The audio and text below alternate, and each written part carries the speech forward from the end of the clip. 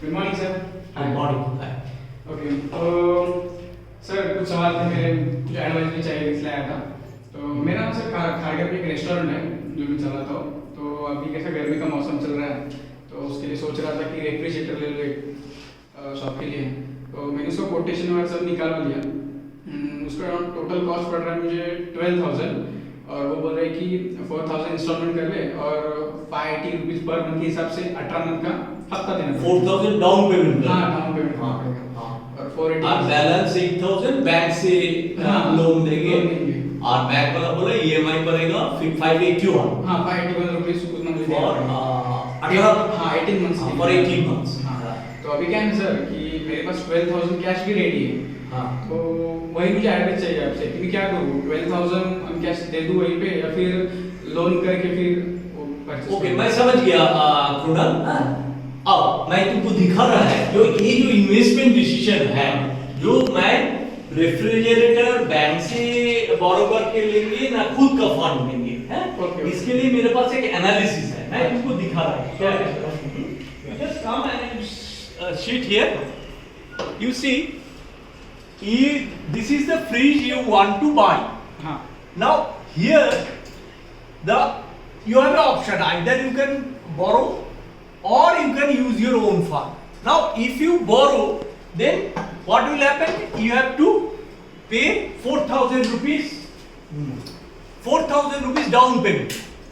You have to borrow 4,000 rupees will be the down payment, and EMI is 581. Right. Right? And that will be the 18 months.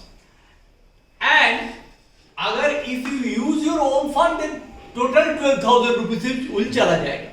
ये 12,000 क्या है? ये inclusive of GST है। That means CGST है 950, SGST है 950, right? तो अगर मैं बैंक से लिया, अगर मैं बैंक से 8,000 rupees लोन लिया, so 4,000 is my down payment, so 8,000 मेरे को बच गया। So this 8,000 मैं क्या कर सकता? मैं म्यूचुअल फंड में इन्वेस्ट कर सकता। कितना दिन के लिए? बिकॉज ये फ्रीज है, इसका लाइफ है normally 10 years. So this 8,000 I can invest in the mutual fund for 10 years. अच्छा, तो फिर सर ये म्यूचुअल फंड में अगर मैं 8,000 डालता हूँ तो उसका इंटरेस्ट प्रोटेक्ट कैसे कर सकता हूँ? समझो लॉस भी हो गया तो क्या कर सकते हो उसमें फिर? हाँ, ओ आपका बात सही है, बिकॉज ए म्यूचुअल फंड में investment is subject to market risk. That is why आपके लिए मैं 3 सिनेरियो ड्रॉ किया। एक है एग्रेसिव, मान लो जो मार्केट बहुत बुलिश है। अगर ये मार्केट बुलिश है तो आपको 15% कंपाउंडेड इंटरेस्ट मिलेगा। अगर नॉर्मली मार्केट में अगर 10 साल आपको इन्वेस्टमेंट है, तो अगर पुराना ट्रेंड आप देखोगे तो मार्केट से आपको 12% कंपाउंड रिटर्न मिलेगा। और मार्केट मान लो बहुत ही खराब हो गया, बियरिश, तो आपको लॉस भी हो सकता। तो ये लॉस मान लो जो आपको आप 8,000 किया, जब 10 साल बाद देखा जो 8,000 जो इन्वेस्ट किया वो 6,000 हो गया। तो ये लॉस प्रोटेक्शन के लिए मैं तो आपको सजेस्ट करेंगे आप एक इंश्योरेंस पॉलिसी ले लीजिए। ये पॉलिसी बाजार में मिलता है ना, that is a loss protection policy. ये loss protection policy actually single premium policy होता है। ये प्रीमियम नॉर्मली दैट इज 2,000 रुपया। अगर आप एक कवरेज ले रहा है, आपको लॉस कवरेज कितना होगा? आपको लॉस कवरेज हो जाएगा क्या? जो ड्रॉप इन इन्वेस्टमेंट वैल्यू, मान लो आपको 2,000 रुपया ड्रॉप हुआ और आपको इंटरेस्ट कितना होगा? बिकॉज ये 8,000 आपको प्रिंसिपल अमाउंट एंड 581 आपको देना पड़ेगा 18 मंथ्स। सो 18 मंथ्स अगर आप 581 पर मंथ में यू पे, then your total payment will come, you will find your 10,460 तक। Maybe the total amount will come 10,460. So 10,460, that means 2,460 is basically your interest. So what will be your loss? Your loss will be the investment 2,000 रुपया और interest 2,460. So total loss will be become 6,460. अगर आप 2000 रुपया premium देके ये वाला loss protection ले लो तो 10 साल बाद आपको अगर लॉस होगा तो इंश्योरेंस क्लेम से आपको 6460 आ जाएगा, तो आपको लॉस मिट जाएगा। तो इवन आपको लॉस सिचुएशन में भी आपको इंश्योरेंस कवरेज मिल जाएगा। अगर आपको लाभ अच्छा है, एग्रेसिव मार्केट, बुलिश मार्केट है, तो आपको 15% रेट ऑफ इंटरेस्ट कंपाउंडिंग मिल सकता। मैं आपको एक वेबसाइट दिखा रहा है जिसमें आप कंप्यूट कर सकता जो कितना रिटर्न आपको 10 साल बाद होगा अगर आपको रेट ऑफ रिटर्न ए होता है 15% होता है। This is your compound interest calculator. ये कंपाउंड इंटरेस्ट कैलकुलेटर में आपको पहले क्या देना पड़ेगा, what is the your initial balance, आप कितना कंप्यूटर एक मिनट भाई आपको दिखा रहा है, ये देखो कंपाउंड इंटरेस्ट कैलकुलेटर ए वाला, that is a daily and month, daily monthly yearly.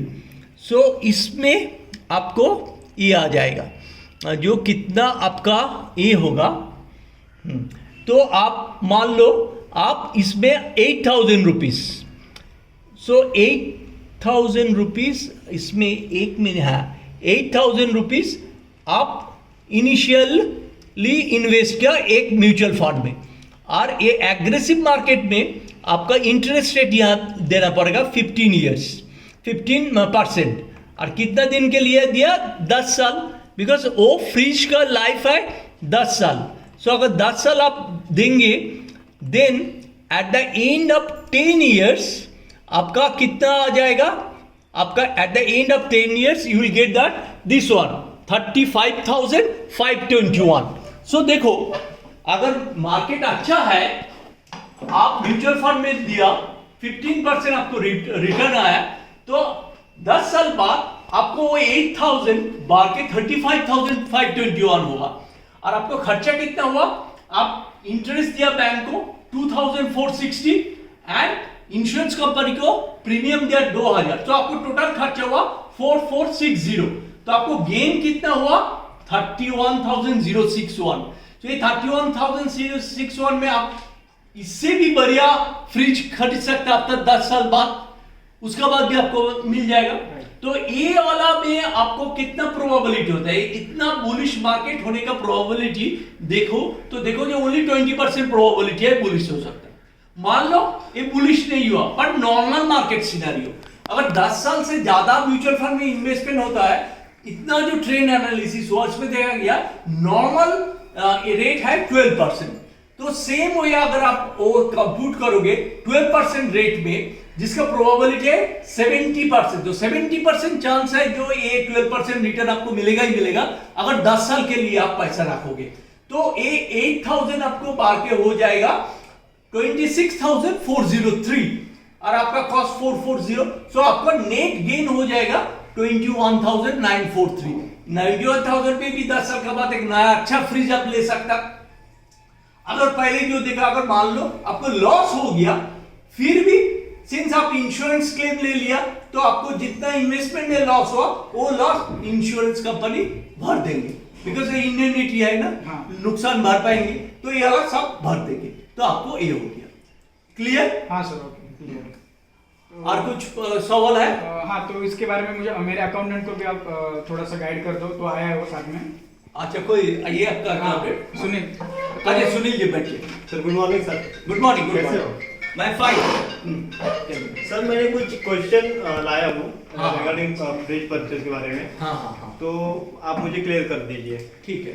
Sir मुझे पहला क्वेश्चन है कि जो हम लोग फ्रिज लेने वाले हैं, हाँ। उसको लोन अमाउंट से परचेज कर सकता हूँ क्या? हाँ, कर सकता हूँ, उसमें यस कुछ यस, नहीं? कोई प्रॉब्लम नहीं है। ओके, तो अभी हम लोग लोन लेंगे तो उसको हम बुक्स में क्या एंट्री तो अभी जो आप लोन लेंगे तो दैट मींस आपको लायबिलिटी क्रिएट हुआ लोन का। लोन लेंगे तो आपका बैंक में पैसा आएगा, बैंक जब देगा तो बैंक में पैसा है तो bank account debit to loan account, तो लोन आपको लायबिलिटी हो जाएगा, राइट, और बैंक अकाउंट में पैसा आ गया। सो अब जब आपको लोन मिला तो आपका वो एंट्री हो जाएगा, bank account debit to loan account. तो सर अभी ये लोन का तो हो गया, अभी दूसरा एंट्री है कि जो मुझे EMI पे करना पड़ेगा हाँ। फ्रिज के लोन के ऊपर, हाँ। तो उसको मैं मेरे बुक्स में क्या रिप्रेजेंट दे दूं, कैसे देखो करूं? ये जो EMI है इसको दो कंपोनेंट है, एक आपको लोन अमाउंट प्रिंसिपल अमाउंट और एक है इंटरेस्ट अमाउंट। तो प्रिंसिपल अमाउंट जो होगा वो आपका लोन को हटा देंगे, तो आप बैंक EMI जब दोगे तो बैंक को पेमेंट करेंगे। तो 581 इज योर EMI अमाउंट। तो ये 581 में एक पोर्शन आपको इंटरेस्ट पे होगा, एक पोर्शन लोन में जाएगा। जो पोर्शन लोन में जाएगा बैंक पे, तो आपको एक क्या करना पड़ेगा, जो लोन अकाउंट डेबिट, बिकॉज वो लोन अकाउंट का क्रेडिट बैलेंस है आपका पास, loan account debit to the extent of principal to bank, and interest portion जो होगा ना वो प्रॉफिट एंड लॉस अकाउंट में आपको चार्ज हो जाएगा खर्चा हिसाब से। So interest expenses account debit to bank, ये बोल के आपको जो हर महीना की EMI का एंट्री है वो एंट्री पास करना पड़ेगा। ओके सर, अभी चौथा क्वेश्चन है कि हम लोग फ्रिज लेने वाले, उसको तो हम लोग को एक इंश्योरेंस करवाना पड़ेगा क्योंकि कुछ हो जाएगा तो। हाँ। तो उसको मैं अभी मेरे बुक्स में कैसे बुक करूं? हाँ, तो इंश्योरेंस की आपका रिस्क कवरेज के लिए, तो भाई हम लोग बोले भाई इन्वेस्ट कर रहा है इसके लिए, जो लॉस है इसके लिए, तो जो इंश्योरेंस का जो प्रीमियम दे रहा है दैट इज माय खर्चा, so that will be my premium accounts debit to bank account. तो ये वाला मेरा प्रॉफिट और लॉस अकाउंट में एक्सपेंसेस में आ जाएगा। ओके, तो दूसरा हम लोग अभी फ्रिज ले रहे हैं 12,000 का, तो उसमें ITC, तो उसका ITC मुझे मिल सकता है क्या? हाँ, बिकॉज ये जो 12,000 रुपया का फ्रीज है इसका अंदर आप लोग देखा ना CGST 915, SGST 915, तो CGST 915 और SGST 915 ITC आपको मिलेगा। तो बिकॉज आप जब फ्रिज परचेज करोगे, एसेट बुक करोगे, तब आपको क्या होगा, मेरे को तो आपका asset account debit, input CGST account debit, input SGST account debit to your bank. तो इसमें क्या आ रहा है, तो वो जो इनपुट CGST, इनपुट SGST आपको ITC मिल जाएगा।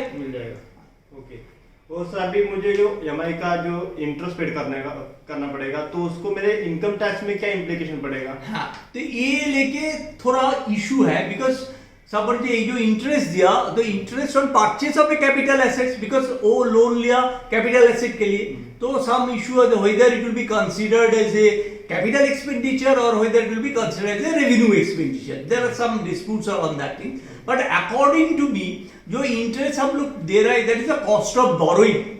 तो एक कॉस्ट ऑफ बोरोइंग जो है रेवेन्यू एक्सपेंडिचर होना चाहिए, तो it should be allowed as a business expenditure under section 36 of the income tax act. Okay sir, तो अभी सर मेरे लास्ट क्वेश्चन है कि अभी मैंने फ्रिज लिया आज के डेट पे, तो मैं फर्स्ट डे से उसको डिप्रेशन अवेल कर सकता हूँ? Yes, of course, because depreciation on the date of installation and use. So depreciation के लिए एसेट इंस्टॉल होना चाहिए और उसका यूज होना चाहिए। आप परचेस किया, रेफ्रिजरेटर रेस्टोरेंट में लगा दिया, वहां यूज हो रहा है, तो you can use the take the depreciation as per the rate prescribed under the income tax act. Okay, thank you sir, इतना सजेशन आपने दिया। Thank you. Sir, thanks for giving that best advice. Okay. Oh.